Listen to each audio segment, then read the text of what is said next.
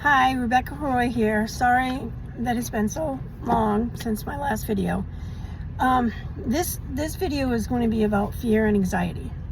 So, I used to having anxiety attacks, and I still have fears. I still have anxiety attacks once in a while. Like when I posted my first video, I think the blush that I had on my face didn't disappear till about, I don't know, it was there for like a half an hour. It was crazy. I was so nervous and I almost took it down. And then I started thinking about, how you have an anxiety attack and how you have, different fears come up and stuff. And I wanted to talk to you guys about the things that you can do when you're having an anxiety attack. And a lot of times we don't even know why we're having an anxiety attack. We're just having an anxiety attack. And it's because you have disconnected from source. And there's no fear, there's no anxiety on the other side. It just doesn't exist. It only exists here. And it exists here because of past traumas. It might not even have been in this life. It might have been in a previous life. And triggers and stuff that happen that trigger you. And there's ways to dive in and transmute those. But right now I just want to talk about, I'll talk about that afterwards. First, I want to talk about what you can do if you're in public and you start having an anxiety attack. And the first thing that you can do is connect to source, or the universe, or whatever you want to call it. Connect to the higher vibrations. And how you do that is you visualize a white beam of light, or you may call it golden, or to you it might have little diamonds in it. I don't know. However you do it. I do a white column, and sometimes there's diamonds in it. I do a white column going into my crown chakra, then going into my third eye, then in my throat, my heart chakra, solar plexus, sacral, and root chakra. And then I connect myself to Mother Earth through the soles of my feet. We have chakras there, and I make little roots growing into Mother Earth and into her, grounding into her crystalline cave. And then I visualize a crystal and I hook myself into that crystal and draw that energy up through me. And then I draw the energy down from heaven, or source, or universe, whatever you want to call it.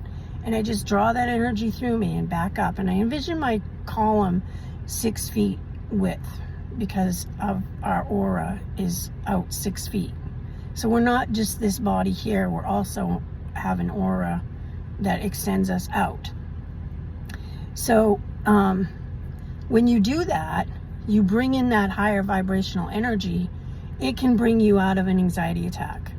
The other thing that you can do is you can have a tool belt, and that's what I call, this is my first one in my tool belt. And the second one in my tool belt is things that make me laugh. So I think about my dog, my cat, my grandchildren, the silly things they do. And I've got a little list of things that just make me giggle when I think about them. And that automatically transfers you from anxiety and fear to a higher vibration. It's instantaneous. And it works 99% of the time. There's a 1% chance that it's not going to work. The other thing you can do is think about the people that love you and you love unconditionally. If you bring unconditional love into your body, then fear cannot exist. Anxiety cannot exist. So those are the things that you can do when you're out in public. The other thing is when you're home. And the things that you can do in your house is you can sage, and to clear the energy. You can turn on, YouTube has a variety of vibrational music that you can tune into. When I first started trying to heal my lungs, and just to clarify, I do still have emphysema. I still do use my oxygen. Like by law, I have to use it when I drive. So it's right here. In February, I was diagnosed with lung cancer. So I want to make sure that people know that I have not been completely healed yet, but I have full hope that I will be. So when I first started trying to heal my lungs, the first thing that I did was put on vibrational music. I started at the I think it's 423. I'm not positive on that, so don't, chastise me for having that wrong. And then I would up it as my level of vibration would raise to that level. Then I would go to the next one, and then the next one, and the next one, and the next one. I think the highest is that they have on YouTube is 963, which is God's energy. And I would flood my house with it. The other thing you can do is incense,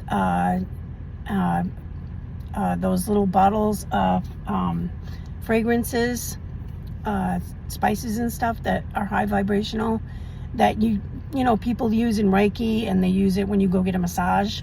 Those ones,